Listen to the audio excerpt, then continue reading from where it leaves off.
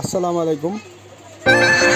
আমার পরিবারে আপনারা দেখতে পাচ্ছেন গ্রাম বাংলা হাঁস খামারের পক্ষ থেকে গ্রামীণ দিন খামারি ভাইদেরকে স্বাগত। গ্রাম বাংলা হাঁস খামারের পক্ষ থেকে সমস্ত উদ্যোক্তা ভাইদেরকে স্বাগত জানাচ্ছি।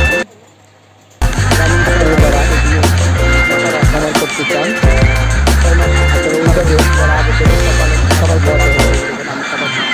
আর খাদ্যের তালিকাটা ধান, গম, ভুট্টা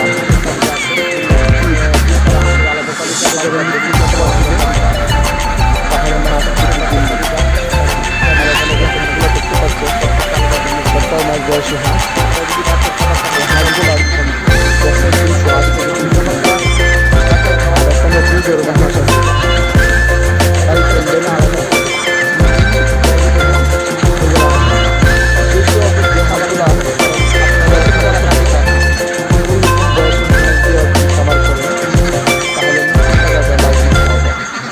অনেক ক্রেতা বাইরা আছে, অনলাইনে মাল কিনেন কিন্তু দেখা যাচ্ছে ক্রেতা দিতে হবে।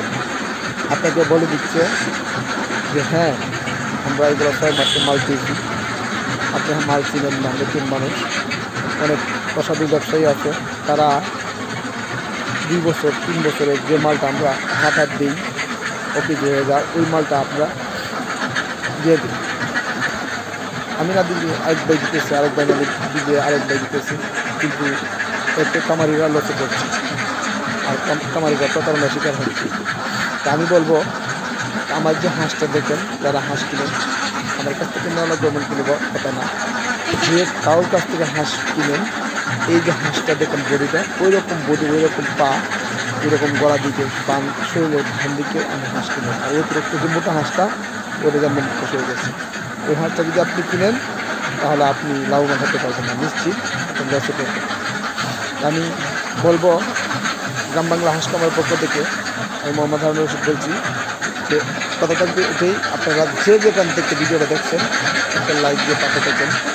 আর আমরা অনেক সময় হাঁসের পরামর্শ দিয়ে থাকি, হাঁসের যে ভ্যাকসিন, হাঁসের ওষুধ, এমনকি হাঁসের চিকিৎসা বাবদ যে কোনো বিষয়ে আমরা পরামর্শ দিয়ে থাকি, তাদের প্রয়োজন হয় যোগাযোগ করতে পারে আমরা পরামর্শ দিই ইনশাআল্লাহ। আর প্রত্যেক উপজেলায় প্রাণী সম্পদ আছে, যারা যেখানে বাস করেন প্রত্যেক উপজেলা প্রাণী সম্পদের কাছে আমরা যোগাযোগ করতে পারি, সবচেয়ে ব্যাপার হবে। আর আমাদের কাছে ফোন দিলেও আমরা অনেক সময় থেকে পরামর্শ দিয়ে থাকি। আরেক দিকে আছে, যদি আপনি মনে করেন যে আমি এই হাঁস পালবো না, আমি বোর্ডিং করে বাচ্চা নিব, বোর্ডিংয়ের বাচ্চা সহ আপনি এই বোর্ডিং ব্যাপারেও আপনি